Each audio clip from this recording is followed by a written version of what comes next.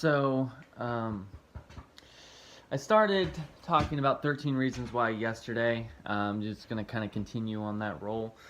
Have another one talking about kind of the sticky, kind of very self-contradictory relationship that the show has with the concept of truth, but that's later. Right now, I want to talk about the one reason and the evidence for it that the show just does not make sense. It does not succeed really in selling its points. And it's that it just does not understand how the real universe works. And for one, you have like the Walkers, they're the villains of this super rich white family that exists in this universe, I guess, that the field at the school is named after him because apparently donations, not due to athletic performance or past coaching or anything, due specifically to financial contributions to the school. Trouble is, people that have that kind of money, and just throughout the entire series, the kind of things that Bryce Walker gets away with throughout the show, people who have that kind of money to kind of sweep things like that away, or like to try and, or to have that kind of like iron grip on the school like that, their kids don't go to public school. And there's a scene in I think it's the last episode or the one before that he's talking about that he's transferring to this ritzy private school that has high grade expectations, and it's just, why wouldn't he be there already?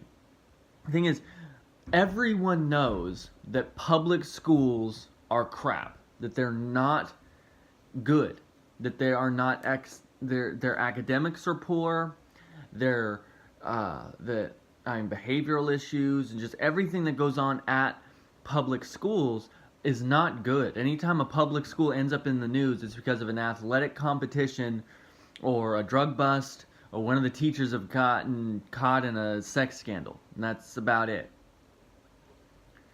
So, he would already be going to a private school. Just in as far as if we want to buy into the kind of behaviors that he is habitually engaged with, especially in California, which I'll get a little bit more into later, he is in a private school with like fenced-in gates and mandatory uniforms and all of that. That's where he's going to school, with the expectation that he's going to go off to probably some athletic school because he doesn't have the grades or whatever for it. That's the truth. The second thing about it is that the idea that, I guess the first season is like he's a junior, so he'd be 16, 17. The idea that a 17-year-old boy can walk into a convenience store and just grab a bottle of anything, walk up to the counter and pay for it, is the most egregious and ridiculous thing I've ever seen in my life. Because I've worked a cash register at a convenience store. Anyone that has, especially in California, will tell you we card laws are practically there's probably a magic button somewhere that or trigger that when you sell to a minor or someone that even looks like a minor without carding them, like people in gas masks and with assault rifles just like paracord out from the ceiling to get you. Because for me, if I'm working the register, if I sell to you like tobacco or alcohol and you're underage and I don't card you, that is a fine for me, probably jail time. I lose my job. So that's 3 consequences right there. For the person that owns the establishment, they're going to get fined. The franchise or the chain or the whatever it is, the gas station, they're going to get fined. They might even lose their liquor license. And then the manager that's on duty will probably be fined as well, probably terminated. Like, just there's just all these different consequences. So no, that does not happen. And then I guess the next thing is a little bit of a nitpick, but it is incredibly important, because if we're talking about a very sensitive subject and a very highly hyped, I guess, series, and that a lot of people are, that's intended to, like, you're supposed to buy into these characters so that you can have them as talking points and stuff to discuss these hard issues. Nobody cares about baseball. In the United States of America, which it's set in, and in California, in which it's set in, there's only two sports that matter, and that is basketball and football. If you go to the East Coast, maybe you can add in lacrosse. You go up into the north area where it's cold all the time, like where I am now, hockey becomes a little bit more important. But baseball, simply, it's just not that important.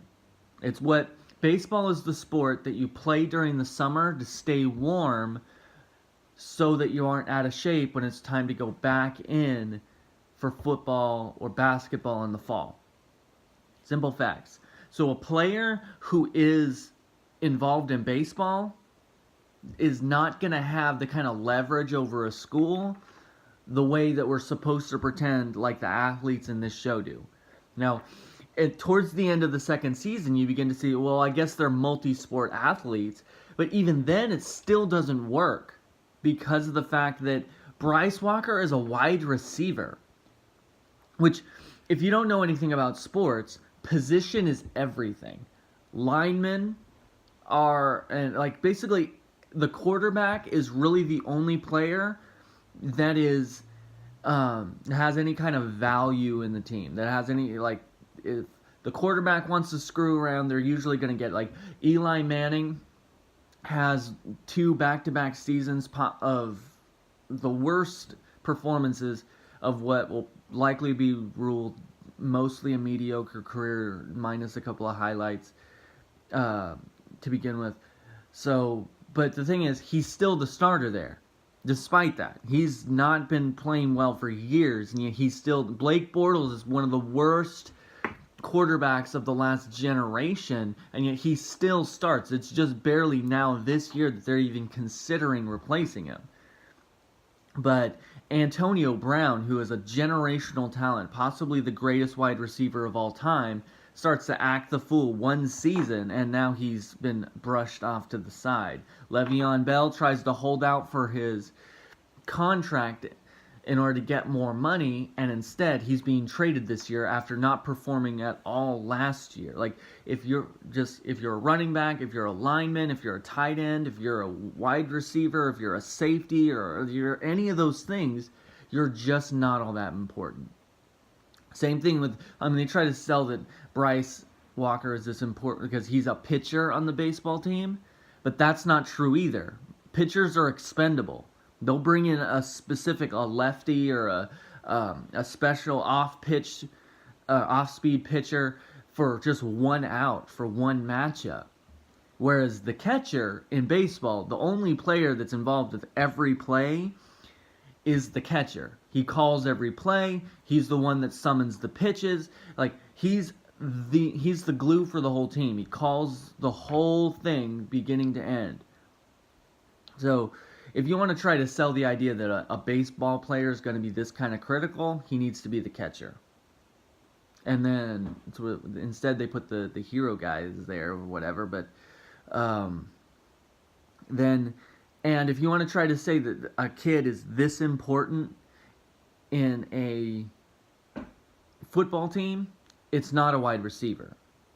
It's not. Because you can change, like, wide receivers don't win Super Bowls. Quarterbacks and are the linchpin. That's why the quarterback is always the number one highest paid player on any team. So, like I said, it doesn't understand how the real world works. It basically, like, it might have read a few highlight columns for a few sporting events or something, or just whatever, in order to try and get an idea of what the world is like for high school students. But man, it misses. It's just, So, well, the reason why all that's important, which I'm already past 10 minutes, but get over it. The reason all that is important is because if you're laying this groundwork of that this is a realistic portrayal of what life is like for abused, bullied teenagers, you need to make a world that makes sense in that context.